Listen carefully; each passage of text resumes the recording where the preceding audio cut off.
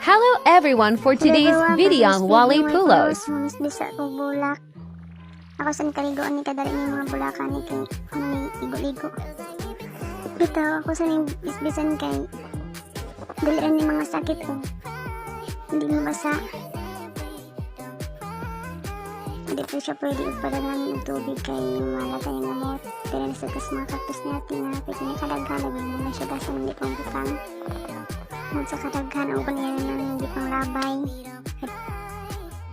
Mga pita day sa kukatal. Pwede ka sabaan ka ayal lugog ka iduulon. Kaya gusto makidula. Kasabat trabaho ilugbabay. Pagbiyaan na ganyan sila pwede nakalingog-ngog.